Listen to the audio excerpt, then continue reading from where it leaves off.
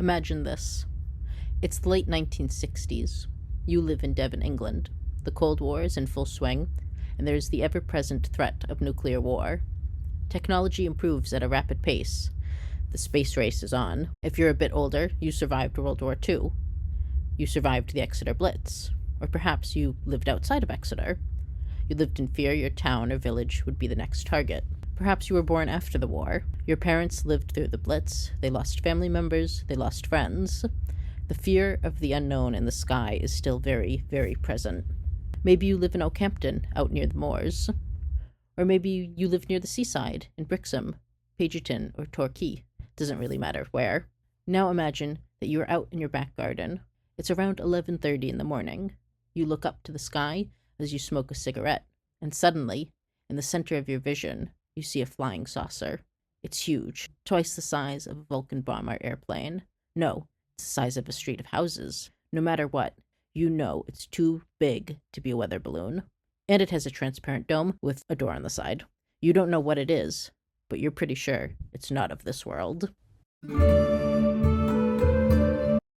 Hello! It's been a while. I recently moved from Devon, England, back to the United States. Before I moved back home, I had the chance to visit the University of Exeter's special collections and use the Theo Brown collection. While I didn't get to see all of her personal archives, there were a lot of boxes, I did go through some of the materials she collected on folklore and on UFOs. So who was Theo Brown, you'd be asking yourself? Theodora, nicknamed Theo Brown, was a folklorist who lived in Devon most of her life. She was born in 1914, and at the age of 2, she was adopted by the Langford Brown family. The Langford Browns were members of English gentry. Her adopted mother, Dorothy, was very much interested in Dartmoor pixie folklore.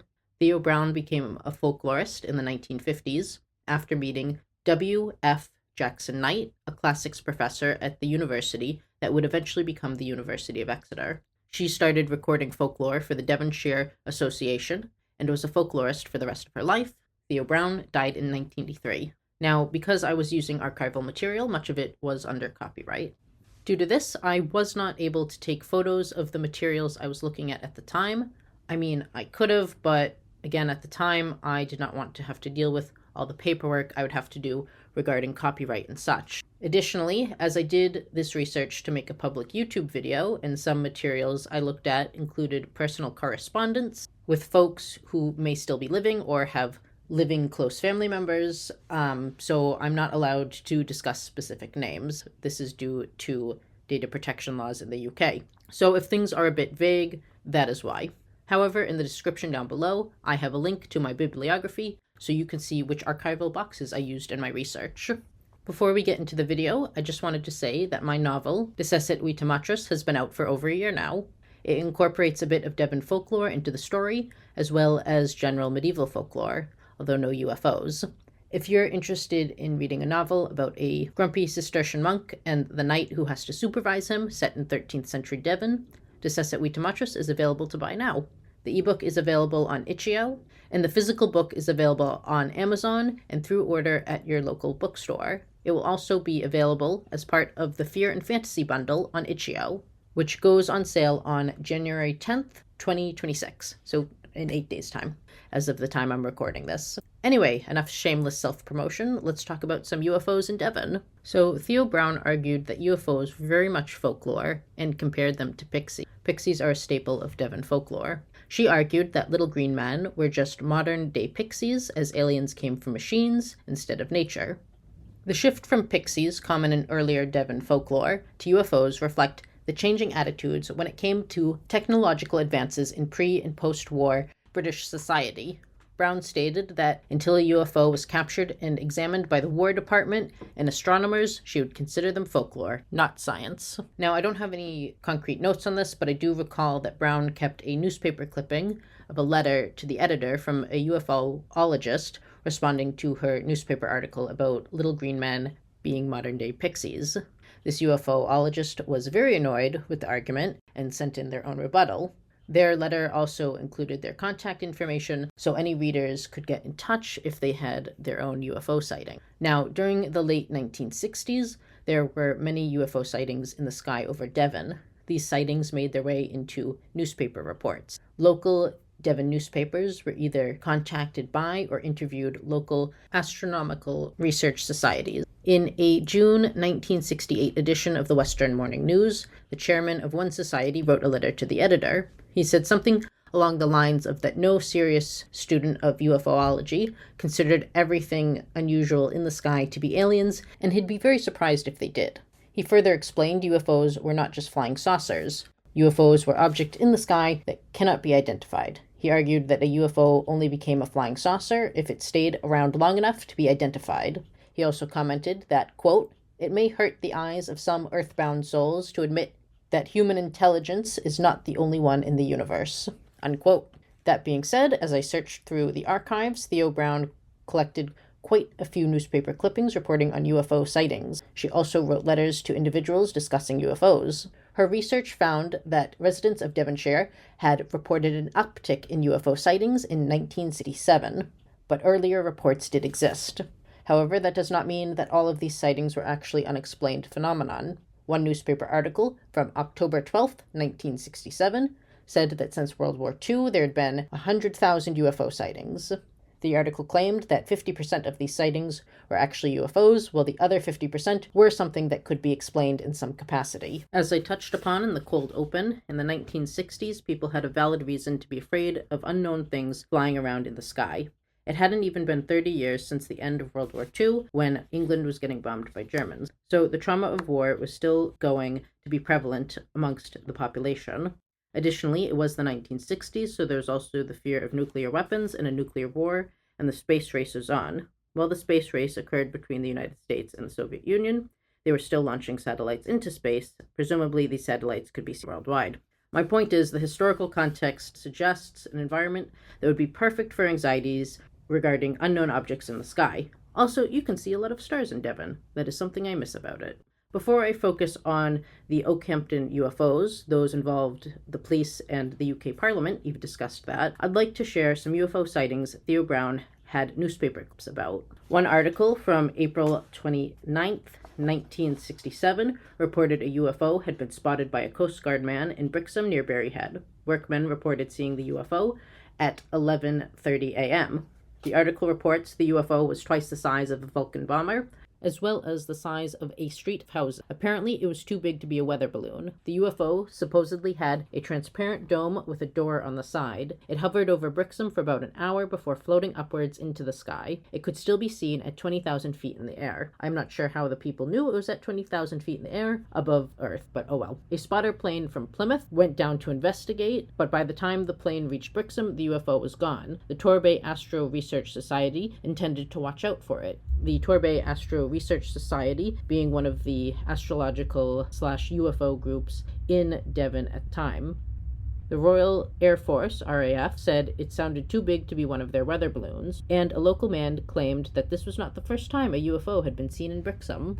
However, if there were any other newspaper clippings about these earlier claimed sightings, they were not in the box I was going through, or Theo Brown did not save them. On October 12th, 1967, the Torbay Astro Research Society, which based Pageton, put their contact information in an unknown newspaper. Sorry, the clipping did not say what newspaper it was, asking anyone who had seen a UFO to get in touch with them. They left their phone number and mailing address. Based on how I formatted my note, I cannot tell if this was part of a larger article or not. However, I do believe it case. Based on how I took my notes, there appears to be a few other instances recorded in this entry from October 12, 1997. In Pageton, on August 11th, 1967, at around 11:25 p.m., a housewife saw an aluminum-colored saucer spinning anti-clockwise, traveling very fast towards the southwest. Then, on September 12th, 1967, a young engaged couple was driving near or in Berry Pomeroy a bit after midnight, when 30 feet in front of them, the road was blocked by a UFO. It consisted of 3 silver square reflectors that were 2 feet across and 7 feet apart. On September 15, 1967, a large orange ball was spotted near Hillhead in Brixham, and on September 17th, 2 people at Blagton saw a huge yellow cigar-shaped object north. Now let's talk a little bit about the UFOs spotted near Okehampton. This is going to be the meat of the video. In October 1967, there were 2 UFO sightings in Okehampton. The first incident was reported on October 13th and 14th in 1967. A UFO was sighted and it caused quite stir. The Royal Air Force said it sounded like a satellite, but they would take photos to check. The Exeter Unidentified Flying Objects Research Group and the Torbay Astronomical Society worked together to look into it as well. Additionally, reporters and police were looking into it. Then later, on October 26th, 1967, there was another UFO sighting reported. Reports came from Holsworth, Hatherley Road near Okehampton, this one by local police, a field near Caddeley Village, Mary Tavy between Brent Tor and North Hessery Tor, Brixham and Wembury near Plymouth. I managed to find a news video on YouTube of the 2 policemen discussing what they had seen in Okehampton. I'm not showing the clip because it cost almost $400 to license, and at the time of this video, I am unemployed and not able to monetize my videos. So I've linked the video in the description below if you want to watch it. And for visuals, enjoy a video or photo I took around Okehampton instead. I'm not sure which one I'll put in the video as I'm writing and recording the script. Find something later. At around 4 a.m., the 2 police officers were patrolling the A3072 going to Hatherley Road and towards Holsworthy Road. Then, above the tree line, they saw a flying object. One policeman draws it in the video, and it is shaped like a cross. According to them, the object made no noise. They chased after the object at a speed described as very fast. The object moved extremely fast to the point they were not able to be under the object, but it was close in front of them. One officer believed the cross-shaped object was either manned by some sort of being or remotely controlled, unquote. He argued it was controlled to view our car, unquote. Both officers said they believed it was watching them. Now I'm going to go on a slight tangent that shows why I always look at multiple sources when I do any sort of research and what happens when I don't.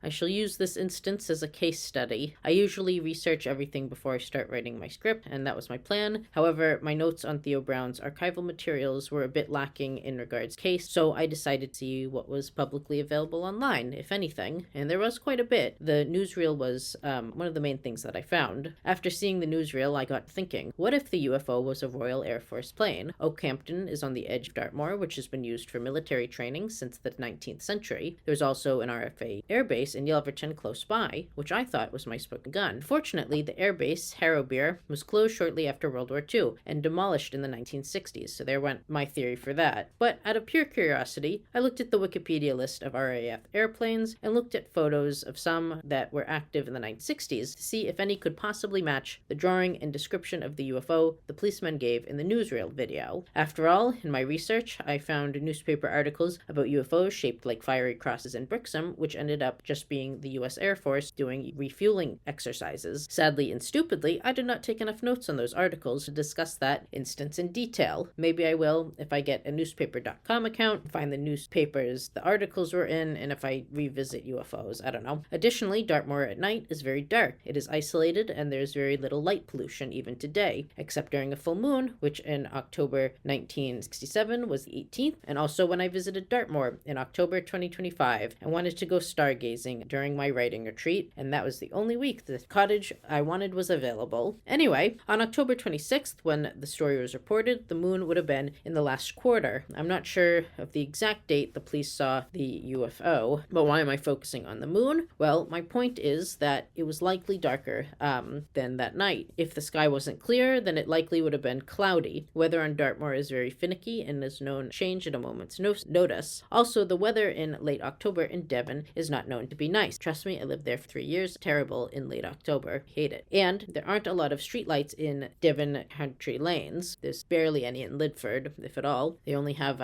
lights from the houses. I've been driven and drove in the dark before in the Devon countryside. The lanes are narrow and very dark, and the driver really has to concentrate on the road so they don't crash into the side of the road, the hedges, another car, or even a random sheep. My point is there are plenty of contributing factors around that could have made what the cops saw not as clear as it could have been had they seen the UFO during the day. Anyway, could it have been an RAF plane that wasn't seen clearly? Maybe it was a fallen gnat. I found a video of a fallen gnat flying during the Festival of Flight in 2024, and it was very loud. I'm not sure what year that particular gnat was built in, and could not find the information on the Festival of Flight website, so that theory went out the window. Another candidate was a hawker hunter. In the video I found of it, it was relatively quiet when the plane was farther away from the cameraman. However, I am unsure how far away the plane was from the cameraman. Then I found some gliders that the RAF used for training purposes. They looked like the drawing the policeman made, but they were built in the early 1970s, so too late. And then I realized I was going down a conspiracy theory rabbit hole that I didn't really feel like going down, as this video is supposed to be about folklore and not military airplanes, which I do not have enough knowledge about to discuss in any authority whatsoever. Unlike medieval history or English literature, where I do have university degrees, I feel confident in what I'm saying. So I went back to look at the notes I took in the archives and saw that I'd written down a time people argued the UFO was actually Venus, which was very bright in 1907. I was a bit confused why people were bringing up the brightness of Venus, so I did some Googling and found a few more sources on this case, including a few screenshots of contemporary newspaper articles, a BBC article from 2004, and a public record from the British National Archives, which discussed how bright the object was. Based on the multiple descriptions, it proved to me that my theory that it was an RAF plane was unrealistic, and this is why I usually read multiple sources about one topic, and why you should too when you research a subject. Individual sources miss things, and it's important to find multiple sources so you can get a wider picture of any event. Now I shall get off my soapbox and get back to the video. So one newspaper article mentioned the RFA Chivener, which I found on Google Maps. It's an airbase up near Barnstable, which is the opposite side of Devon, but still very close to Okehampton. The article from October 24th stated, quote, "Today the RAF at Chivener denied that it could be anything to do with them. They knew of no aircraft that could fit the description, fly slower than 50 miles per hour for extended periods, hover, and then reach supersonic speed," unquote. Now, could the government be lying about that? Sure, but the record AIR 20/11/612 made publicly available in January 1999, 32 years after the document debunking the UFO as Venus came out. If they really wanted it to be some sort of conspiracy, they could have kept the file closed, surely.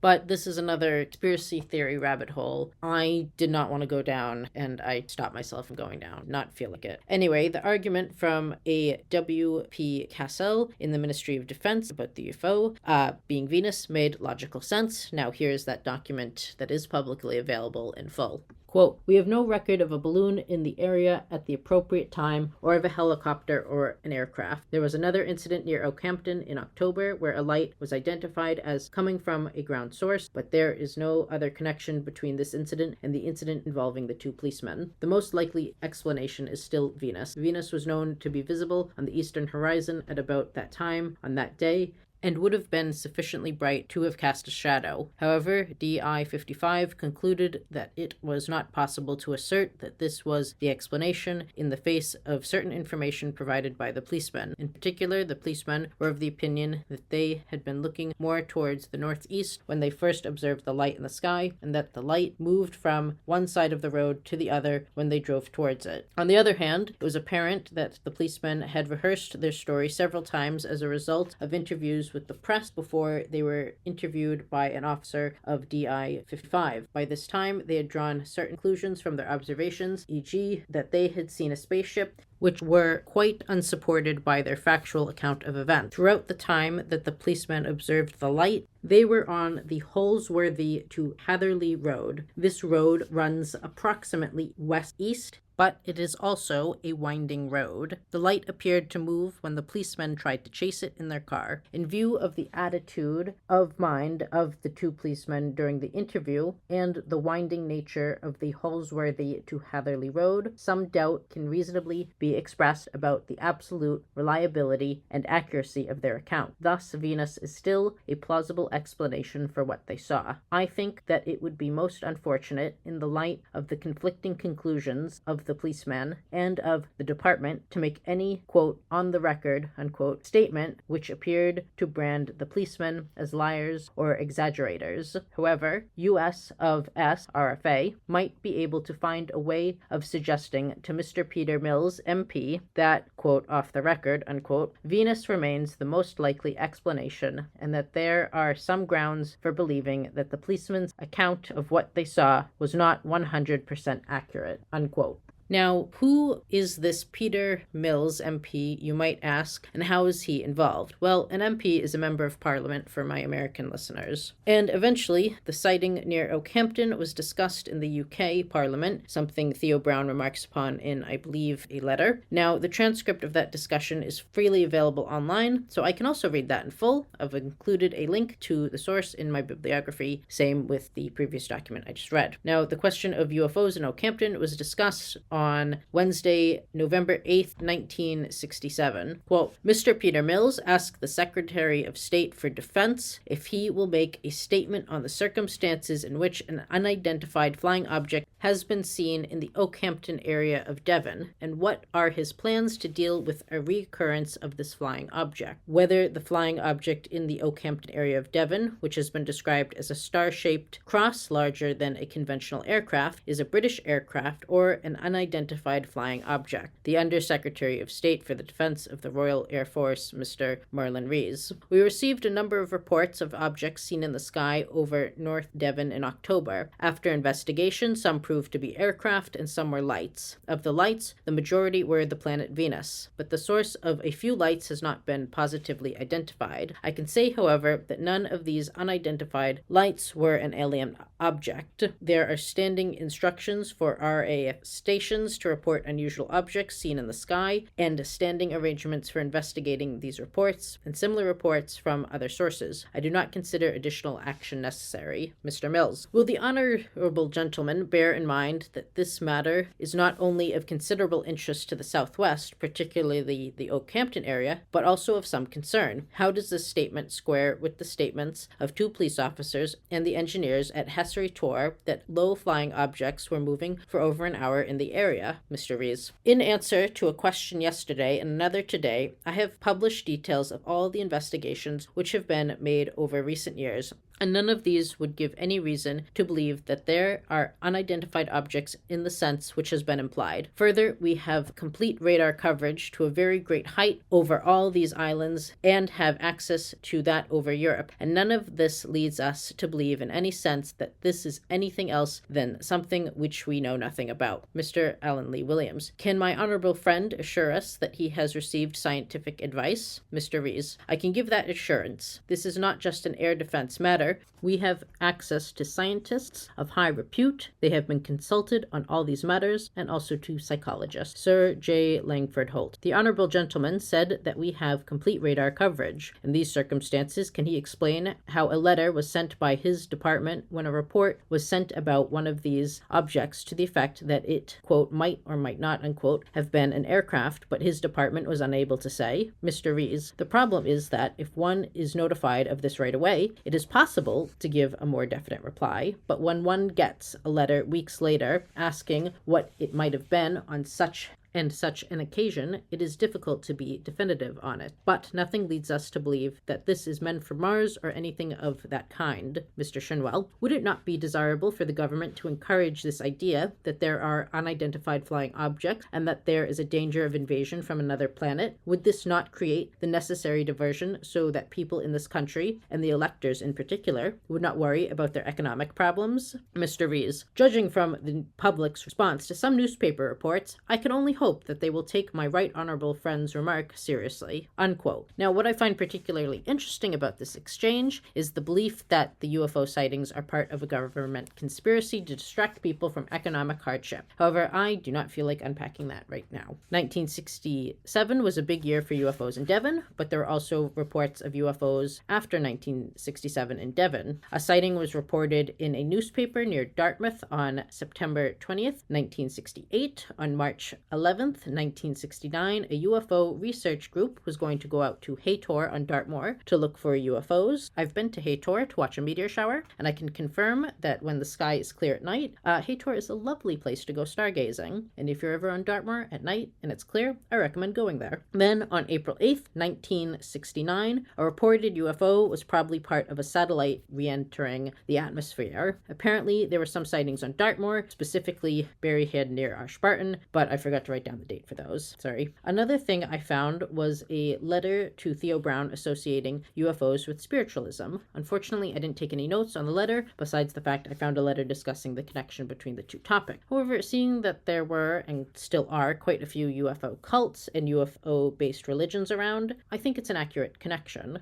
Another interesting thing I discovered in the archives was a document written by a nun about UFOs. The nun condemns the idea that UFOs will bring any sort of salvation, but does tell Christians they should, quote, watch the skies, unquote. She mentioned that St. Paul associated the upper air with evil powers, which is true. In St. Paul's letter to the Ephesians, he refers to Satan as, quote, the ruler of the kingdom of the air, unquote. The nun also mentions how Christian belief involves otherworldly beings, but these are angels. And finally, if you've made it this far in the video, I also discovered an ad for Elda Originals Full Bloom Cream in an almanac. It claimed to be a cream that would make your breasts bigger. That's not really relevant to UFOs. I just thought it was weird and interesting. Also, I found a bunch of fraud complaints for Elda Originals in an FDA consumer report from 1982 online, not in the archives. So that's another rabbit hole I'm ignoring at this current moment in time. All right, and that is our video for today. I hope you found it educational and enjoyable. Have you ever seen a weird thing in the sky? Do you think it was a UFO? Do you know anyone living in Devon in the 1960s? And did they see anything weird? I never thought I would make a video about UFOs, but here we are. It's my channel, and I can make videos about whatever the hell I want, which is great fun. However, if people have ideas for future videos, I am open to suggestions. My medieval calendar and feast days video came from a suggestion, so please leave any suggestions in the comments below. Before I end this video, I'd like to thank my patrons, Matthias and Carl, over on Patreon for their support. Paid members get to see early versions of script, work in progresses of my web novels, discussions of what I'm researching, the occasional art piece, and travel photos. If you're interested in becoming a patron, please do check out my Patreon. Tiers start at $1 a month, and everything is accessible even at the lowest tier. Every bit of support really helps. So thank you, and goodbye until next time.